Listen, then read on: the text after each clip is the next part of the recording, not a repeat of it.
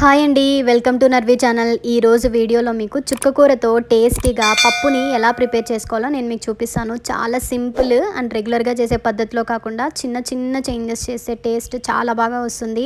ఈ పప్పు చపాతీలో కానీ, రైస్లో కానీ, దోశలో కానీ అన్నిట్లోనూ బాగుంటుందండి.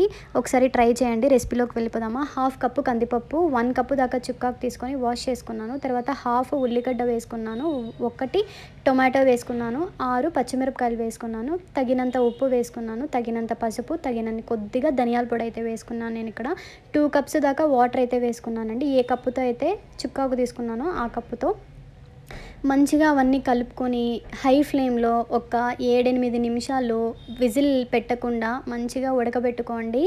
చాలా బాగుంటుంది టేస్ట్. ఎందుకంటే దాంట్లోని పచ్చివాసన అంతా పోయాక తర్వాత మనం విజిల్ పెట్టుకొని లో ఫ్లేమ్లో 2 విజిల్స్ పెట్టుకుంటే పర్ఫెక్ట్గా ఉడికిపోతుంది.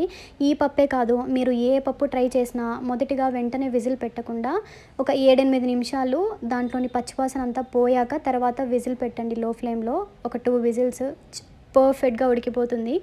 చూసారా ఎంత బాగా ఉడికిపోయిందో పప్పుని. ఇప్పుడు మనము స్మాషర్తో కానీ లేదా పప్పు గుత్తితో కానీ మంచిగా పప్పుని బాగా ఎనుపుకునేసేయండి. ఇలా నేను ఎనుపుకున్నట్టు నేనైతే ఎనుపుకొని నేను మీకు చూపిస్తున్నాను ఇక్కడ. ఇప్పుడు మనం ఈ పప్పుకి పోపు అయితే పెట్టుకుందాము. నేనైతే ఇక్కడ కొద్దిగా నువ్వుల నూనె అయితే యాడ్ చేసుకుంటున్నానండి. టేస్ట్ బాగుంటుంది. ఆయిల్ వేడాక ఆవాలు, జీలకర్ర, ఎండుమిరపకాయలు, కరివేపాకు, వెల్లుల్లి, ఉల్లిపాయ, ఇంగు వేసుకునేసి మంచిగా వేపుకునేసాను గోల్డెన్ కలర్ బ్రౌన్ వచ్చేంత వరకు.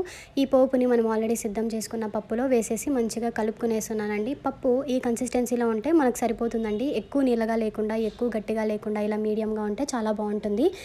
చుక్కకూర పప్పు ఇలా చాలా టేస్టీగా ఉంటుంది. మీరు కూడా మీ ఇంట్లో ట్రై చేసేటప్పుడు నేను చెప్పిన విధంగా ట్రై చేసి నాతో షేర్ చేసుకోవడం మాత్రం మర్చిపోకండి. ఈ వీడియో మీకు నచ్చితే లైక్ చేయండి, షేర్ చేయండి, సబ్స్క్రైబ్ చేసుకోండి. Thank you so much for watching. See you in my next vlog. Until then bye.